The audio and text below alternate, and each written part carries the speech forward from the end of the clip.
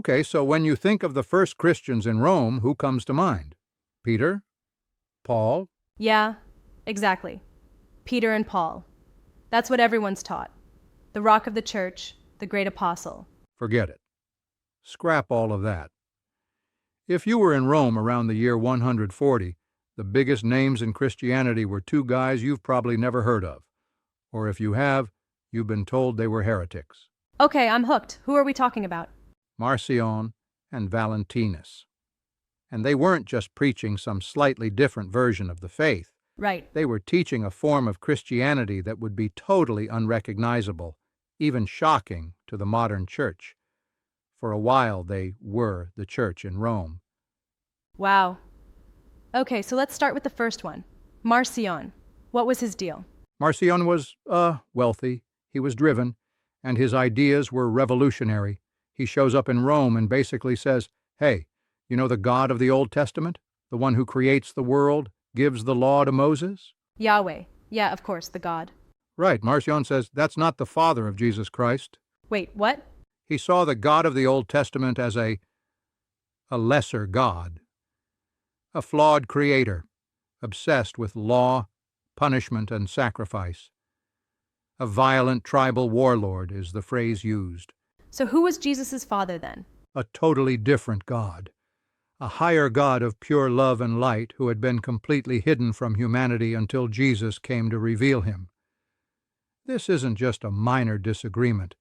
It's a complete theological earthquake. Okay, that is wild. So how did he back this up? You can't just make a claim like that. He did more than just preach it. He published it. He created the very first Christian canon, the first New Testament. It was a version of the Gospel of Luke and 10 of Paul's letters, all edited to fit his theology. So when the church fathers later accused him of cutting up scripture, what they really meant was... There was no scripture to cut up yet. That's the key. Marcion didn't edit the Bible. He essentially invented the first one. The New Testament that we have today with 4 Gospels and all the other books was created in reaction to him. It wasn't a restoration, it was a revision. Mind-blowing. Okay, so that's Marcion. What about the other guy, Valentinus? Was he on the same page? Similar vibes, but a different flavor. Valentinus was this brilliant, charismatic teacher from Alexandria.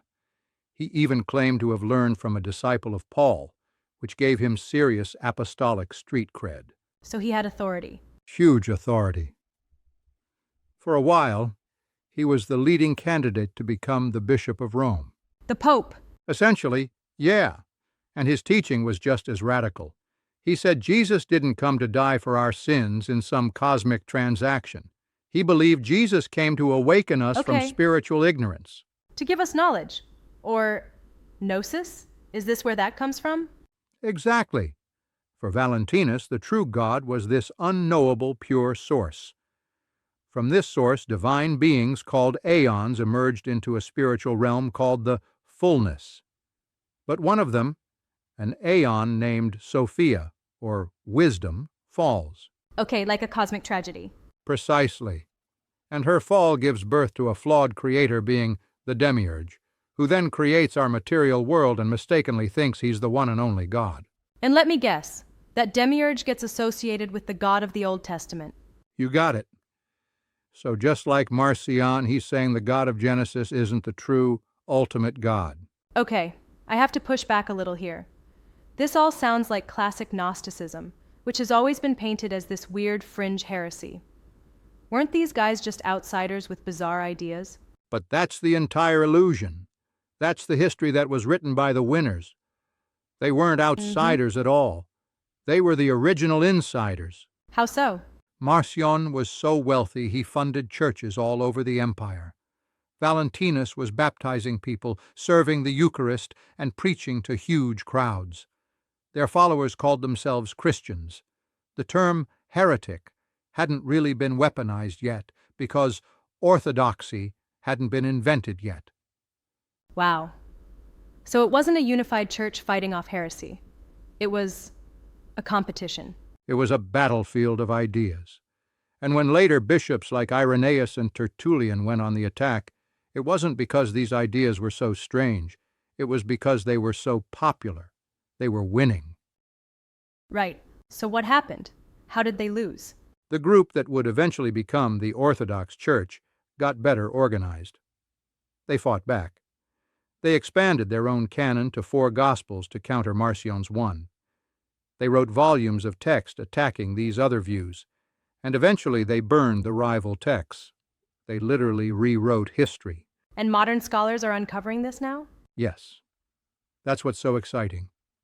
Scholars like Elaine Pagels and April DeConick are showing that early Christianity was incredibly diverse. It was plural.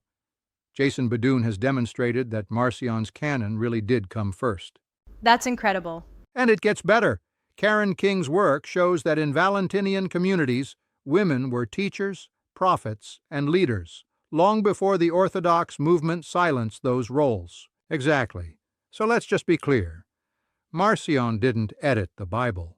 He created the first draft. Valentinus didn't reject Christianity. He embodied its earliest, most mystical form. And the core of their belief was so different.